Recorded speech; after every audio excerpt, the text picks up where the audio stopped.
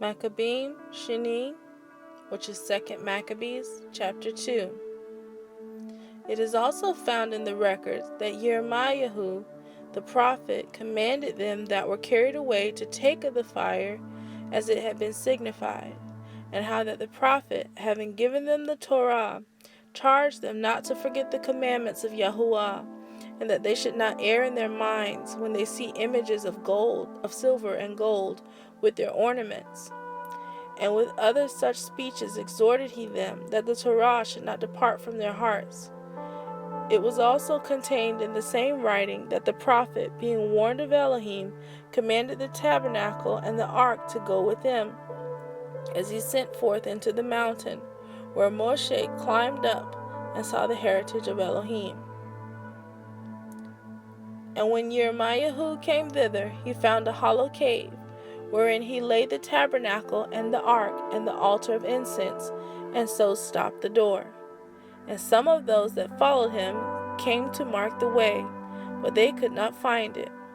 Which men Jeremiah perceived, he blamed them, saying, As for that place, it shall be unknown until the time that Elohim gather his people again together and receive them unto mercy.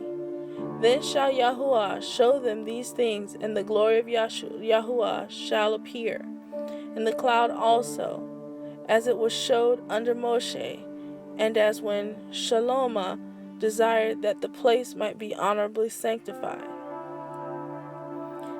It was also declared that he, being wise, offered the sacrifice of dedication and of the finishing of the temple. And as when Moshe prayed unto Yahuwah, the fire came down from heaven and consumed the sacrifices, even so prayed Shalomah also, and the fire came down from heaven and consumed the burnt offerings. And Moshe said, Because the sin offering was not to be eaten, it was consumed. So Shalomah kept those 8 days. The same things also were reported in the writings and commentaries of Nehemiah, and how he, founding a library, gathered together the acts of the kings and the prophets and of David and the Sepharim of the kings concerning the holy gifts. In like manner also Yehudah gathered together all things that were lost by reason of the war we had, and they remain with us. Wherefore, if you have need thereof, send some to fetch them unto you. Whereas we then are about to celebrate the purification, we have written unto you, and ye shall do well if you keep the same days. We hope also that the Elohim that delivered all his people and gave them all a heritage and the kingdom and the priesthood and the sanctuary, as he promised in the Torah, will shortly have mercy upon us and gather us together out of every land under heaven into the holy place. For he has delivered us out of great troubles and has purified the place.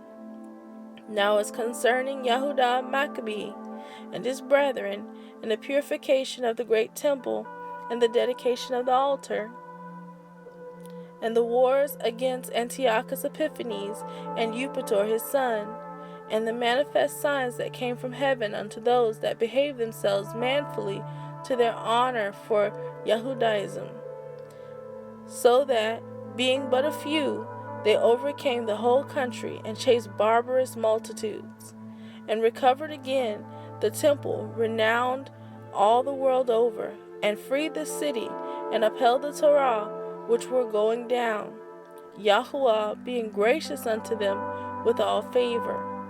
All these things, I say, being declared by Yakun of Cyrene in 5 Sepharim, we will essay to abridge in 1 volume.